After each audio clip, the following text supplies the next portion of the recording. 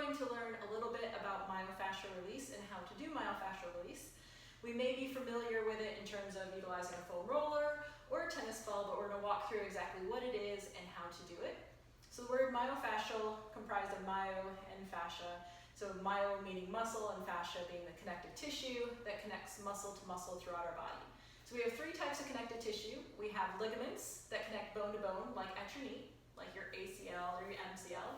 We have tendons that connect muscle to bone, such as your Achilles tendon. And then we have fascia, which again connects muscle to muscle throughout your body. So it's basically what holds our body together. And what happens with fascia is that we have different layers of it. It can be more superficial if it's closer to the top of our body, or if it's a deeper muscle, then it can be deeper fascia. And what it is like this spider web coating that's either thicker or thinner that surrounds the muscle and again connects muscle to muscle. Fascia is intended to be mobile and gliding and smooth, and what can happen due to repetitive movement, such as if you do a specific sport, such as swimming, cycling, running, anything like that, or just other postural positions, such as if you spend a lot of time seated with your hips flexed and maybe a little bit of rounding of your posture, is that what we can have is a shortening of these myofascial lines, and we can get knots or adhesions in them. And you probably have felt a knot in a muscle before. So an effective way is not just to do static stretching of the muscle, but also to do this myofascial release. And so what we're doing is tractioning against the fascia by rolling against something, again, whether it's a tennis ball, a lacrosse ball, you can use a frozen water bottle, you can use a medicine ball, or if you do have a foam roller.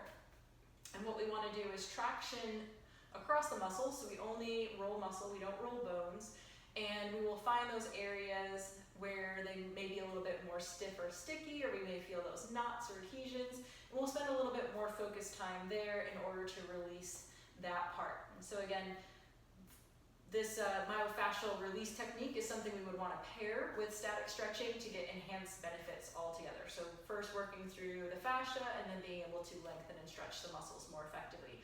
This is something that's great to do before a workout as part of your warm-up, and it's also great for doing after your workout as part of your cool down.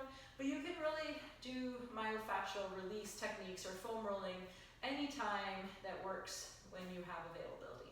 So again, you can use a tennis ball, simple and easy. This is better if you're trying to roll maybe like your back. You can stand against a wall, you can still roll against the floor. You can actually also roll the tennis ball on your body yourself, whether it's like say your shoulder or your leg. The larger foam roller makes it easier to do full body foam rolling, so we'll go through that process. I always like to start foam rolling from the hips. Reason being is that everything in our upper body connects into our hips, everything in our lower body connects to our hips. We are often very tight in our hips, so it's a great place to start. Then I roll the back of the legs, front of the legs, end with the upper back, because then you get a nice neck stretch at the end, and it's a really relaxing way to end. So first we want to sit on our foam roller, and we are going to roll out our glutes. And as we are seated on our foam roller, what we want to do is just roll back and forth. And we will start first with everything facing forward, and then we will do a little targeted on the right and the left. So what we can do is drop our weight off to one side, and we're rolling this one side glute. In my case, it's the right side. If I want a little bit more pressure, if I was like, hey, this feels really good, but I feel like just need a little bit deeper, what I can do is take the leg that's on the side I'm leaning towards, cross it across the opposite, and that's going to give a little bit more of a deeper massage feeling to the outside part of the hip. If you ever feel that you're in a spot that's like really tense, you can do a little smaller foam rolling in that area, or if you feel like you're on top of a knot or adhesion, you can actually just stay and like chill out for about 30 seconds in that one space. It would be almost as if you're just trying to, if you're getting a massage and they were pushing right on the area to kind of release the knot. So either moving, little rolling back and forth, or holding. And then we can do the other side. And again, we can cross across the opposite knee, or we can just keep both legs down. After we feel like we have sufficiently rolled out our glutes, we can then do our hamstrings. And to get the hamstrings, we're going to take the foam roller underneath the back of our legs. And we're going to roll the entire And we have 3 hamstring muscles. They all originate or start at our pelvis, on our sits bones. And we have one that comes more outside lateral part of our leg and inserts into the fibula, and then the other 2 run more on the inside or medially and insert into the tibia. So after we roll back and forth, what we can actually do is take our weight a little bit more to the outside, so we can just externally rotate from the hip a little bit, turning the toes out so we can get the outside part of the back of the leg, and then we can turn the toes inward to internally rotate through the hips to get more of the inside. And you'll find maybe like, ooh, I'm a little bit more tight in this one area, again, spend a little more time there. If we want more intensity, we can always stack the legs on top of each other. Or if we want less intensity, we can put one leg down to help support the weight. Once we've rolled our hamstrings, we can get down to our calves. And we're going to go all the way from the base towards the heel where our Achilles is, all the way up. And again, you can keep the hips lifted if you want a little bit more pressure. You can cross the legs for even more pressure. Or if your calves are pretty tight, you can just keep your hips down on the ground, or maybe keep your hips down and just stack the legs. It really depends on how tight your muscles are feeling, and also the density of the foam roller you're using, which we will talk about at the end. Once we have rolled out our calves, we can get to the outside part of our leg here, where we have a group of muscles called the peroneals. And to get that, what we'll want to do is one of 2 things. Either fully externally rotate from the hips, or what's easier is to take both legs to one side, so you're on the outside part of that one leg, and you could even stack if you wanted to. You can keep your hips down and stack. You can stagger with your hips down or stagger with your hips up, and that's going to allow you to get to the outside edge of the leg, and then we can do the other side.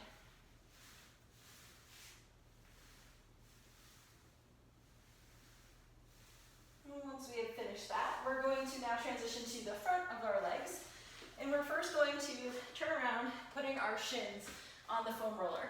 I like to stretch out the fascia on the bottom of the feet, and to do that, it's very effective to use a tennis ball. You just roll up your foot on the bottom of the tennis ball. You could use a foam roller, but it's kind of big, depending on the size of your foot. But what we can do is roll to the toes and then back to the heels. So in this way, we are stretching the bottom of the feet in some of the same manner, kind of trying to stretch out. And then we can do the shins. We have a muscle called your tibialis anterior, where people feel shin splints. So to get that, it runs just, if your shin bone is here, it's just on the outside part of it. So similar, we're going to drop weight a little bit to one side and drop weight to the other. So again, rolling shin on one side, and then the other side.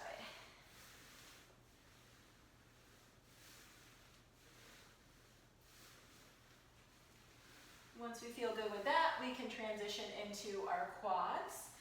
And to do that, we want to place the foam roller above the knees. And you can be on hands or forearms. And I like to first kind of cross at the ankles and then roll up and down. This is going to get a little bit more on the inside part of your quad. So quad meaning 4, so we have 4 quad muscles. And they run from the hip down past the knee. Or just at the, not on the hip, but at the top of the femur. And then we can take both legs straight. And then to get to the outside lateral part, we can cross heels again and kind of drop to one side. We could stack our legs if we wanted to. And then the other side.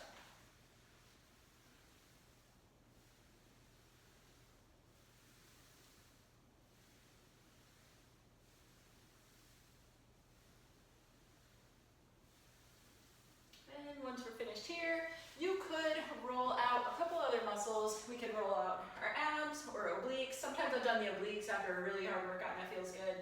And we could get to the serratus anterior. So if you're working on a lot of protraction motion, that may be tight. So for the serratus anterior, what we can do is just put ourselves right here. And what I like to do is just kind of roll back and forth. So it's basically slightly underneath and forward of your armpit. And the muscles is like bananas, and they're attached from your scapula, your shoulder blade, to your ribs. So what we're doing is trying to get the side of the rib there, and then we can do the other side. And you're just underneath there, rolling back and forth.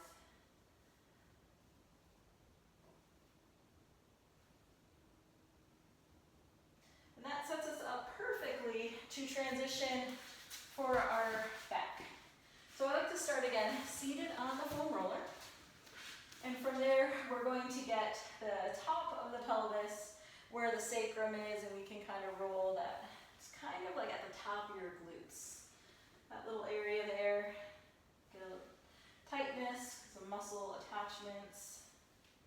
And then what we're going to do is roll the low back, where we are going to be on one side of the spine and then the other side of the spine, rolling from the hips all the way to the rib cage, the base of the last rib. So as we come onto one side, again rolling from the hips all the way to the last rib. And this is going to get into some of our lower back muscles, some posture muscles of the erector spinae.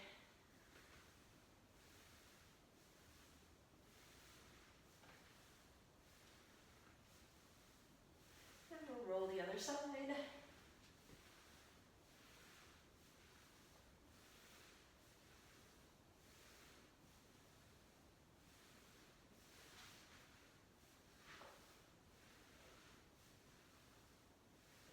Once we finish that low back, we can get to the base of the rib cage. That's our last thoracic rib, and we can just roll in that area. We have a lot of muscle attachments with your trapezius, your lats, your diaphragm. You also still have your erector spinae running up either side of the spine. Our psoas, a deep muscle there. And once we finish rolling in that kind of mid-back area, we can start to transition to the upper back by taking our hands behind our head. Elbows can go wide, and we're going to roll all the way up to the back of the shoulders. So now we're getting our rear delts, we're getting more of our trapezius, we are getting a little bit into the rhomboids.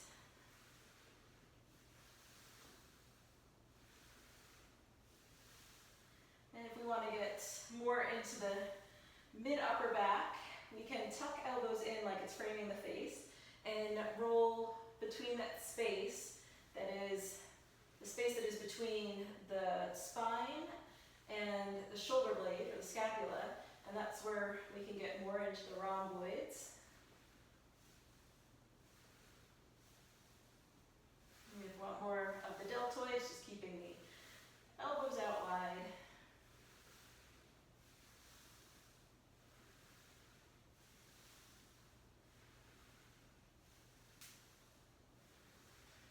From here, there's a muscle that gets very tight on people. It's called the levator scapula muscle, and it is, you could almost feel it if you were to find your shoulder blade and put your hand on the inside upper corner. So if you think almost like your scapula was like a square, it's kind of up here in the corner, and it runs from that upper medial border all the way up to the top of your neck. And that gets really tight because of our shoulders coming up. So if you put your hand there, you could probably feel a knot, some tightness.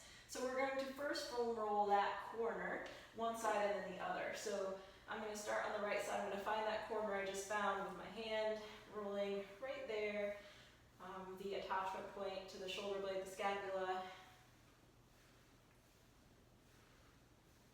And then we can roll the other side.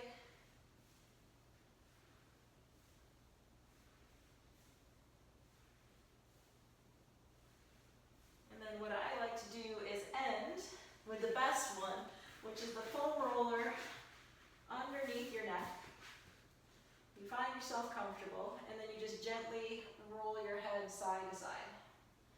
And that's going to get all the muscles that are supporting the head in that upright position. Giving a nice little massage there. Sometimes I find that one side of the neck is a little tighter, so I'll just like hang out with my head off to one side. Or again, you can just go back and forth side to side. And that's going to give a massage to the neck. So that is our full body foam rolling. With regards to foam rollers, as I mentioned, we have different types. one is a high density foam roller. It's black, they generally are. And the other kind of foam roller you may see would be white or blue color, and you can tell it's a lot squishier. Like if you would be like, okay, yeah, that's a squishy foam roller, versus like, yeah, this one's pretty hard. And the recommendation would be is to start with one of the less dense foam rollers and work your way up into one of the more firm ones. Most people find that a lot more comfortable. You may also see foam rollers that have trigger point release. I call them knobbies on them, and they may be bigger or smaller, and it would most often be this higher density foam, and then they have the knobs added, and then it's coated, so they could be any variety of colors. And those are really good after you've already upgraded from the less dense to the high density, and then add the trigger point one, where you can get into some specific areas where you may have more knots. Like for me, it's always the upper back, and you can just focus a little bit more in those areas. In terms of foam rolling, it doesn't take very long to do full body foam rolling. Highly recommend to do full body, and then if you have any areas that are a little bit more tight, or you're feeling more knots, then spend more time there. So for me, I'll usually go back through and end like full body foam roll, and then end with area. So for today, I'll probably end with a little bit more upper back, just because of being at the computer, I'm feeling more tightness in my upper back, so get that to release out a little bit. I may even end with my head going side to side again, since that one is so fantastic. And so again, foam rolling you can use before a workout, after a workout, anytime during the day when you have 5 or so minutes. And as this is targeting the fascia, what is even better is if you can carve out some time to do some static stretching with that foam rolling. So do the foam rolling first, and then end with some static stretching. It could be something like the yoga classes we've been doing. You can even just maybe, you want to do just like a hamstring stretch. So, 5 or so minutes foam rolling, maybe up to 10, and then 5 or 10 more minutes of stretching. It's a great way to improve flexibility and just how your body feels while you're exercising.